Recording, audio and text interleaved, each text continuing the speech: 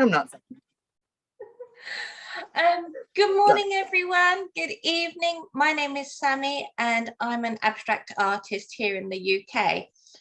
Today on my live with, I have David Birt. He is a drag king and drag queen and a supporter of many, and he's based in Perth in Western Australia. So without further ado, David, welcome.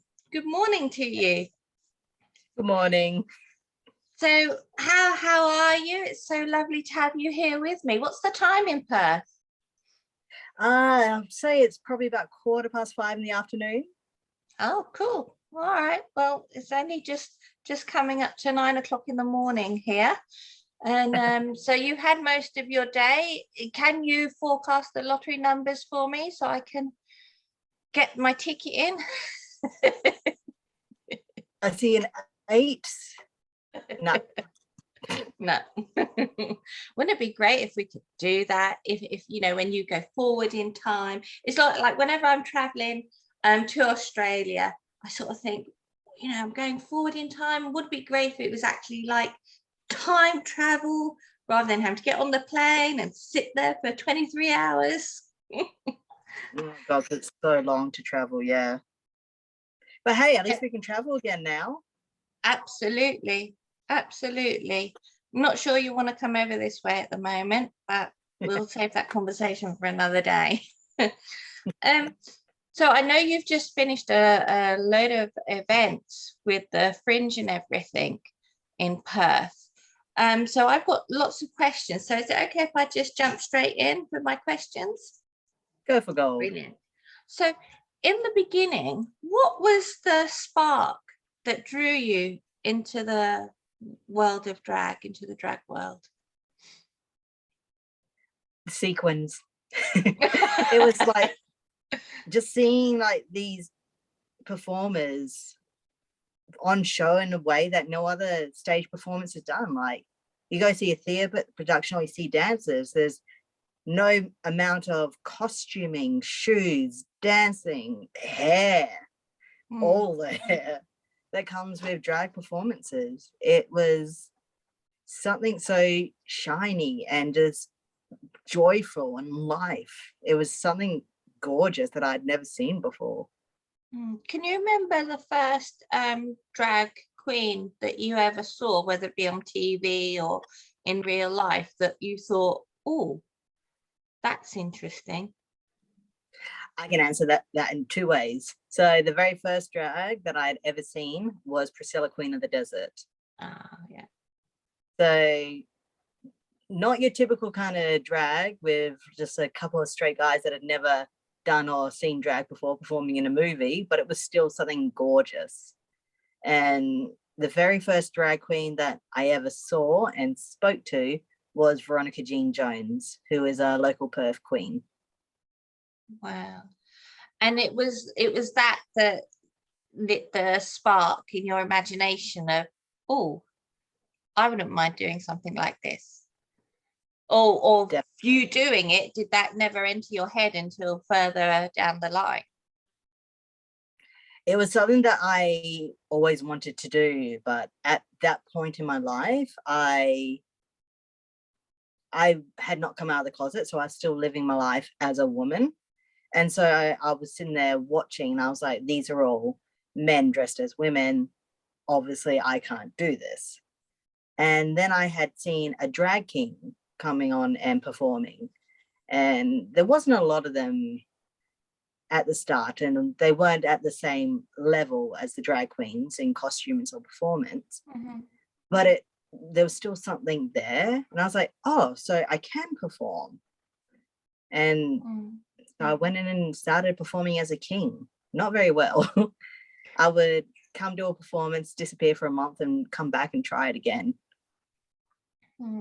So do you come from like a performing background? Were you the student at school that was always in the end of term shows, etc., or were you more reserved? I was definitely more reserved. I didn't have a lot of friends growing up. I tend to live in both my head and in the school library. more than anything. I always wanted to do theatre because for someone with such a bad memory, I had a great memory for remembering scripts and remembering lyrics. But they were always just like, you're not performing big enough to be able to have you in the show. And now that's all I do is perform over the top. So when you look, if you had to write a note to your former self at school, at senior school, what would you say in that note to your former self?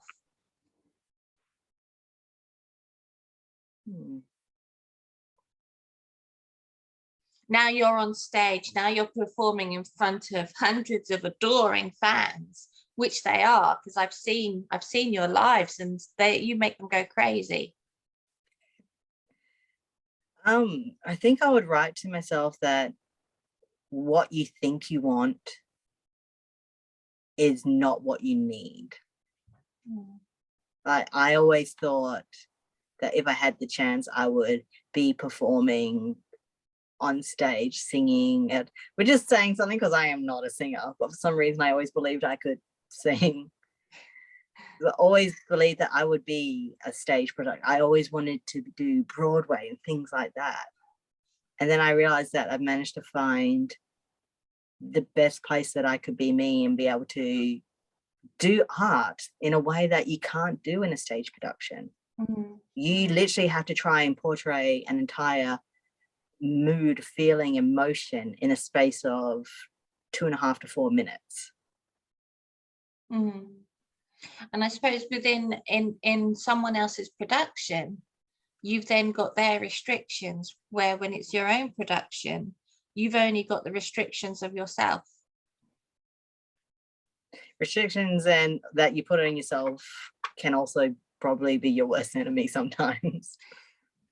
I think as creative people, we both suffer from imposter syndrome, as in thinking we're not good enough, or so there's always going to be someone better. And that may be the case. There may be someone better, but it doesn't mean that our work that we're doing isn't good enough. It's more than good enough because we've actually got the balls to stand up there and put ourselves out there, rather than being the shrinking violet against the wall, I guess. Definitely. Like, I am very different on stage than how I am off. Like off stage, sorry, you carry on. Off stage, I am very much like a great big dork. I'm just like like to make my friends laugh, just like to be an absolute dick. But then when I'm on stage, it's a whole different person up there. Like as Cherry is an insane little pinup girl who you're not sure she's going to give you a hug or she's going to hit you in the head with a hammer. We're not sure what's happening with her. And Blake is pure soul and also pure sex. There is like things that I am definitely not in real life. When you came up with your characters, do you see them as the part of you that you would like to sort of be, but you, rather than being them in your real life, you can just put them out in your work life, and then that's enough for you? Or do you write them and feel that actually this isn't me, but this is the character I just want to portray at this moment? They are very much another side of me. They're another side of the die that is my life. Like Cherry has definitely helped me get over parts of my body that, being as a transgender man, I despised. But Cherry makes me feel comfortable with having a body that's curved, or with having like certain attributes, with being short, with being cute. And Blake allows me to be a very dominating alpha male character who is very much a top, which I'm very much a bottom. Not so yeah, Blake is very much like, he is very, very high mass, but he also helps me with androgyny to be able to prove that you can still be able to wear a corset or wear heels and still radiate pure masculine energy. Yeah. When I first saw Blake, I will admit I was taken aback, because when I first saw him, I thought, oh my goodness, he's quite aggressive. Yeah. Is that a usual reaction to seeing Blake for the first time for some people? But after seeing him, then I realized it's not that at all. But I just thought, oh.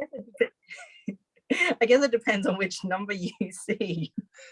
Because there's like, obviously there's the pony number, which is very sexually aggressive number. And then, but then you also have the tree spirit number, which is just absolute just poetry and just soul. So I guess it all just depends on what your first impression of Blake was. Fantasy fetish daddy is always a good way to look. So can you tell me, if you can remember, when you first performed either as Cherry or as Blake, how did you feel when you came off stage? Oh, there's no high that's like it at all in the world. There is such an adrenaline rush. It is something that hearing your creativeness, getting that response from an audience, nothing can ever top that in the world, I reckon. And it's shameful that a lot of other art forms don't get that same response. I would love to be seeing someone like whistling and snapping fishes at someone's photo. Let's go. Someone does a painting, yeah, like feed the fishes, let's go.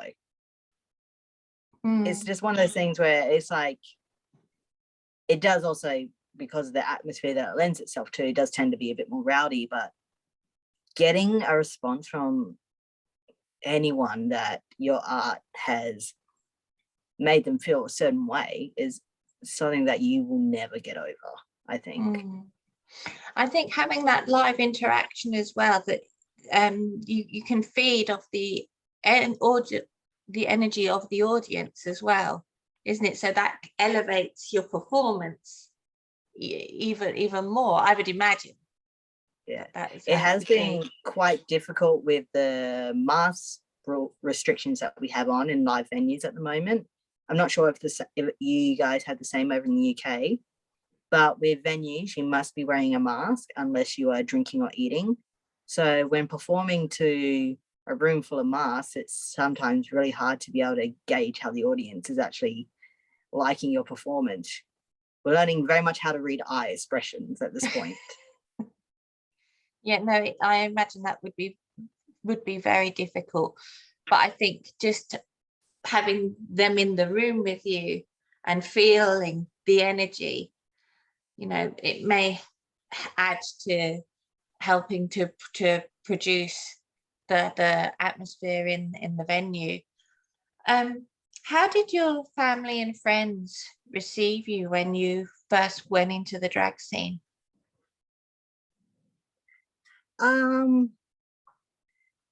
Well, I used being a drag king as a way to help come out to my family that I was transgender.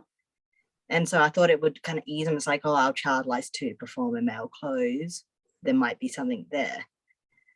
A lot of my friends have always, I've always had really supportive friends. It's getting a little bit harder nowadays, like friends that were there at the beginning try and find time to get away from family responsibility because they're all off and having kids and getting married these days. And I'm just still like, let's go to the club. Like getting them to get time away to be able to come watch, but there for all the lives, they're there for the photos, they're there for any posts that I've gone there. So it's good to have that support. And ironically, it's thanks to my sister that I started performing as a drag queen in a very odd way. So when I had come out to my family that I was transgender, so my sister turned around and she was like, does that mean I get to have your high heel collection? And I was like, no. She's like, you can't wear high heels if you're a man. It's like, I'm going to be a drag queen because that's what men are allowed to do these days. So, so I literally became a drag queen despite my sister from taking my shoes. Well, that's one way to put it. Here in the UK, the UK drag scene has been around since like the 1800s, the drag kings, but they weren't called that. They were called like the male impersonators. And so we had Winifred Ems, who was aka Hetty King, and Matilda Powell, who was Vesta Tilly, being the most famous two impersonators. And then within our British culture, we have panto. So the principal boy was always played by a girl. The dame was always played by a man. But it didn't really have the labeling of drag until obviously much later on. So what was your first experience of seeing a drag king? I think you sort of answered it earlier, but just for you to see a drag king performance and for you to think, okay, so this is something that I can do if I want to do. But what was the first experience of that drag king? Because here in the UK, back in the sort of mid 80s, late 80s, the drag kings were very political, very aggressive, and not as showbiz sort of thing as what we're seeing now. Yeah. The drag king scene has always been, at least in Australia, very quiet. It could, what's the best way to answer this? It could be like some lines of it have to do with how the females that were portraying these characters were treated in their everyday lives, and how even as when getting hired in clubs and venues, that women were looked upon as lesser than their male counterparts, literally getting paid less for doing the same performance. And so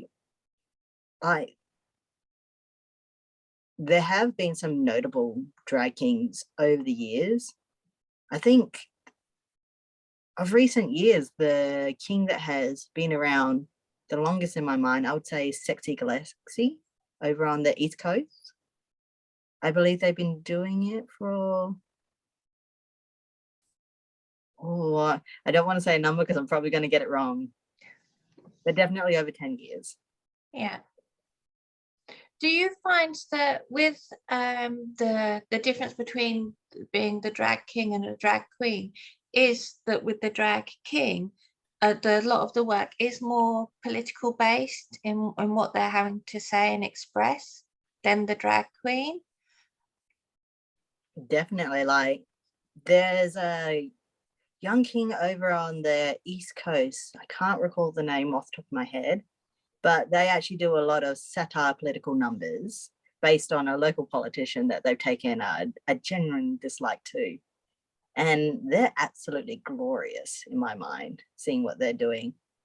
There's always been, I think in the drag community as a whole, it's our voice to use our satire to move politics along. Like, there's always been that thing of drag people leading the charge, especially for things in the queer community, and leading the charge for change. Absolutely. So with your two personas of Cherry Poppins and Blake Cassette, you seem to be performing more as Blake that I've seen than Cherry. What were your thoughts in pushing Blake into the limelight more? Blake is probably only about 3 years old. I performed for a year when I first started drag, and then I put him straight on the back burner to start doing more female drag. And it was only about 2 years ago, when we had our first big major lockdown for COVID, that I actually started looking into playing around with the character more. Literally coming from being locked in our house, not being able to leave. So it's like, I will experiment with some makeup and have a bit of a play. And when we finally got let out again to start performing, and I had to shave my face for the first time in probably about 5-6 months, the gender dysphoria that I felt was heartbreak. I was in tears, crying my eyes out as I was shaving my face, because I was like, this is not, I should not be feeling this when I'm about to be doing something that I love.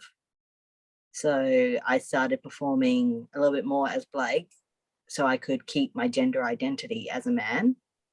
Because at that point I felt like Cherry had taken over my life and there was no room for David. And through that, people were saying that I looked like I was enjoying myself more in drag. I was having more fun in drag. The performances were better than anything I'd ever done. And so I was like, oh, there might be something there. Let's just see where I can take him. And then he took me all the way to a crown. That's what I was going to say. It obviously worked out because winning the crown. Can you tell us more about that experience? Because I know there was a bit of a wobble at the beginning. Oh, definitely. Actually, might as well bring it front and center for the conversation. Wow. Do you have to give it back next year?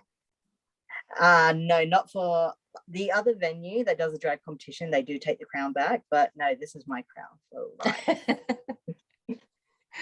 But yeah, so when it came around that it used to be called Pop Princess. It's the competition that was done at the nightclub that I work at.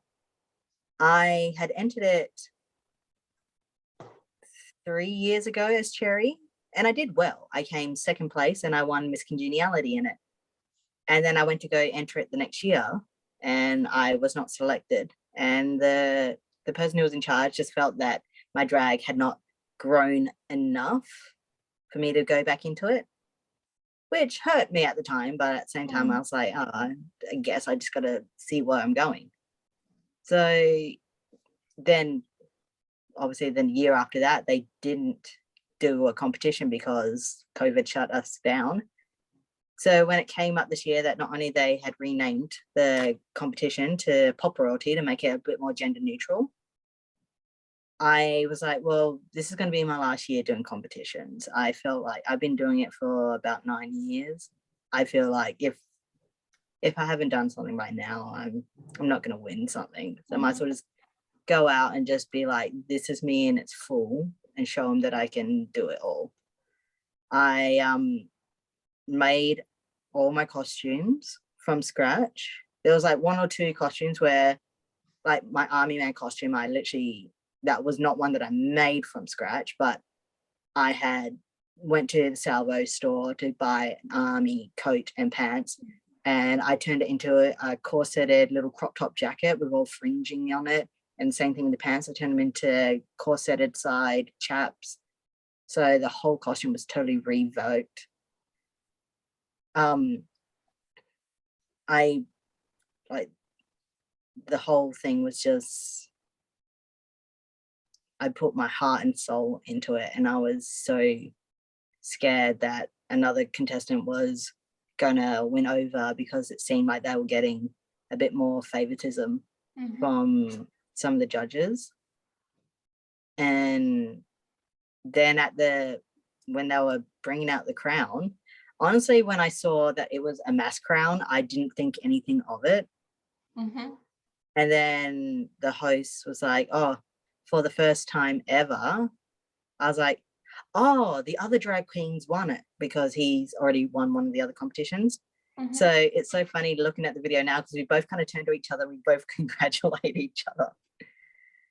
And then they called out my name, and I just dropped to my knees, and I just started shaking, and I was screaming as loud as I can at the floor.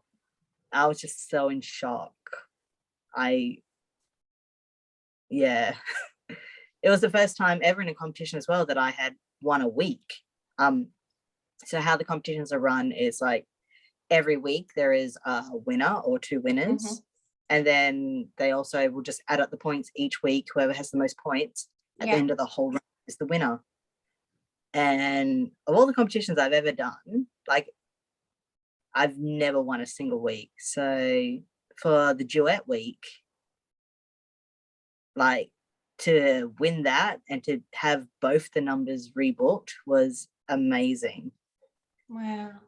I mean, it's, I think on your Instagram page you've posted the video, and we can see it.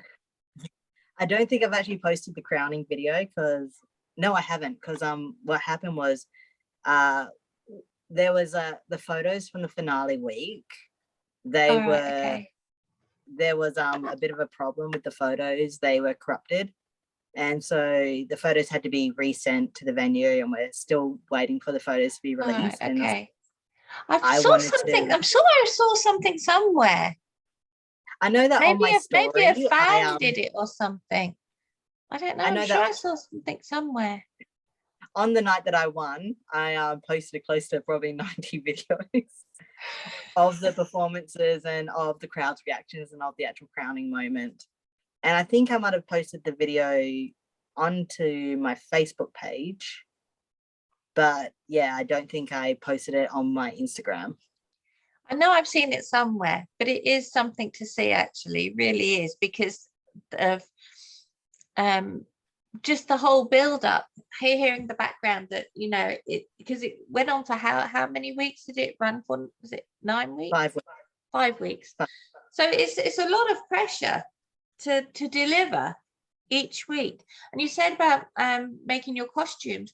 Do you have any tailoring or dressmaking background, or is it all just learnt, you know, a little bit of it is self-taught, and a little bit of it is like from my mum. Like, my mum been sewing my entire life. Because I'm so short, she's had to hem many a pants for me. So she's passed on her knowledge onto me, and that I've started doing. I'm in the process of making a Loki jacket, which is killing me at the moment. I saw the other day, and I thought, oh my goodness, you must have gone to tailoring school or something, because that is amazing, that piece. I will put all the links after the video. I'll put all the links in the comments so people can go and see where you are on social media, so they can follow you and have a look at your work, because just the costumes is another art form in itself. So not only are you performing, but then you're creating these vibrant and well, they're sort of like really wow costumes as well. The tree costume is by far the one that I've gotten the best response for, and like, that number is actually so close to my heart, because that is the number that got me the crown. I honestly believe that, because that was for the finale week. We had to do 2 numbers of whatever we wanted to do, and I kind of had this idea of doing a ballad as a tree going through the seasons for a long time. And there's this artist that I follow called Chris Clafford. He's a Swedish artist, and he did this most beautiful cover of Bruises, and I was like, that is it, like, exactly it. Like, just the idea changed a little bit with the tree spirit, because originally it was going to be like humanity was killing him, and he was like kind of being choked to death by like rubbish left behind and stuff. And just the idea of this, there must be something in the water, because this poor thing does not understand what's going on. All he knows is all around him is dying. And then it evolved into the tree just like going through the seasons of going from being lush and green into autumn falling. And it was literally on a time crunch, me trying to finish this costume the night before. I went to the park down the road from my house to rip paper bark off of the tree to glue onto the pants of this costume. So there is an actual tree in the costume. And I was so nervous because everyone was pulling out these big show-stopping kind of numbers. And I was like, I'm doing a ballad. I'm doing a ballad. I'm doing a ballad. I'm doing a ballad. And at the time, I couldn't hear anything on stage. It was literally just, I could only hear the song. But looking back on the video, I can hear the audience and the audience reactions. And at one point, you can even hear one of the judges actually turn around going, and that's a costume. And I was just like, oh. You seem to be very unassuming, quite shy, and quite unaware of how good you really are. Is this a pattern that's been repeating throughout your life, that you are unaware of how really good you are until someone tells you, or until someone gives you a crown? I don't know. I guess it's a little bit imposter syndrome, and just a little bit of always feeling like people just being like, you can't do this. Like, even my housemate pointed out the other day, it's like, you look down on yourself so bad compared to anyone that they know, and just years of people saying that I can't do things or I shouldn't do things have literally cut me down so low. So the fact that I'm still out doing things, they adore that. And I'm just in there going, I just do the thing. We spoke earlier on, before we started recording, that there's lots of young men and young women that actually hold you in really high regard, and you're like the universal drag daddy. Yeah. And they look up to you, and you're helping them navigate their pathways into adulthood, into life, really. Who did you have to help you navigate your way, or did you have a bit of a lonely road to walk? It was a little bit more of a lonely road, but definitely like Mal Osborne, who was my music teacher, who I can literally thank for saving my life. Like, this man basically became a father figure for my entire life. He showed me that there is more to life, and I have so much love for this man he would never know. He literally was the one who was like, I was just so used to always being up in the back and just being told that things aren't thing. And I just remember, like, there was one particular music lesson, and it was back when I first started, and he asked everyone to bring the CD. He wanted everyone to play a song from an artist that they liked. And everyone was playing like kind of poppy songs or your classic kind of rock songs. And I had a Finnish rock band called Rasmus. And I was like, oh, this is not gonna go down well. So I pop it in, and he's in there, and he does a little dial thing with his fingers. I was like, oh, he wants me to turn down. He's like, no, put it up. And he sat there and he listened to the whole song, and he's like, you have a lot of thoughts, don't you? And I was like, well, he's like, there are so many layers to this song. The people that wrote this are highly intellectual people with how they've layered the music, have the changes here and here and here and here. So obviously you're a great thinker. And I think that was the first time that people saw, someone looked at me and actually said, something really positive towards me as a person. So that really stuck with me. And through him, I managed to find like just a love of music and local bands. And I even worked for him for a little while with his own band, like just working as the door bitch.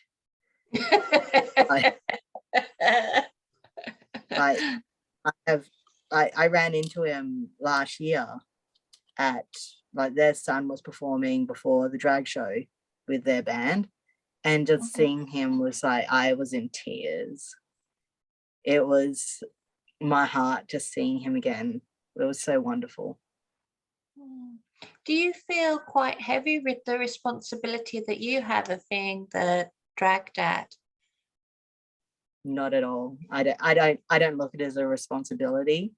I look at it like it's definitely an honor. And it's like back when I had first started doing drag, I felt very much alone. I felt like there was no other real new people on the scene with me.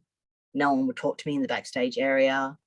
And it was just such a sad feeling just to not being able to connect. So I'd instantly been like, well, I'm not going to let anyone else feel this. And so there's so many people who have come up and been like, oh, you're the first person to ever talk to me in drag, or you're the first person who ever talked to me about drag in general. Because I also used to work at a costume store. So a lot of the people that are interested will jump in there first, be like, I'm looking for a corset, I want to start doing drag. So literally just giving them that first friendly like view of the scene, just to be like, hey, yeah, we're not all catty, we're not all bitchy. So I look at it as an honor. Well, I know that you're very highly regarded and loved and cared for within the community of youngsters that aren't necessarily going into drag, but just wanting to find someone that they can relate to and feel open about and talk to, because sometimes a lot of people don't have that within their own family groups or social groupings, and to be able to find someone that they can speak to and will listen. And that's what I find with you, David, is that you're a very good listener. And like your teacher says, there's so many layers to you, which is a good thing, you know, such a good thing. So what have you got coming up for the rest of 2022? Fingers crossed you come out of lockdown again soon. Luckily, I do have a show on this weekend where I'm going to be debuting my low-key burlesque number, which is something that's been in the work since last year, since I had half the costume already made, which is the alligator low-key corset and tail. So I'm so excited for this number. I've been working on it for a long time, and I've been getting silk fan lessons to bring it to that next level. So this weekend, it's going to be so good, hopefully. Have you got someone that's going to video it so we can all have a look? I hope so. A lot of burlesque shows actually don't allow any filming for the safety of the performance, but because this is more of a cabaret night, hopefully they'll still allow cameras, or maybe I can talk to the producer and just be like, can my friend film me, please? And I'm actually looking into getting silk lessons done as well, like, because I've got this idea that I want to do for my handover act, which isn't until September, but no harm in planning it now. No, best plans are prepared. Exactly. Yeah. David, I would just like to say thank you so much for joining us today and giving us a much better insight into the creative world of drag, and that it is so much more than what people think it is. And when watching Drag UK, Drag Australia, Drag USA, whatever, that has brought it to the forefront more, but actually you've given us a real depth of understanding around it. I've always been a big fan of drag, always been a big fan, and I can't wait to come over to Australia and come to the clubs with my sister Sophie, well no, my niece Sophie and my sister Jo, Jules, come and actually see you perform live. That's going to I look be forward to seeing amazing. it too. And when everything is semi back to normal, I hope that you and maybe a couple of your co-workers can come over to the UK and do some Oh, shows. definitely. I got plans for both the UK and Canada, so those are my two stops. Brilliant. Thank you so much, David. Really appreciated the interview today. Thank you for having me be a part of it. You're more than welcome. See you later. Bye.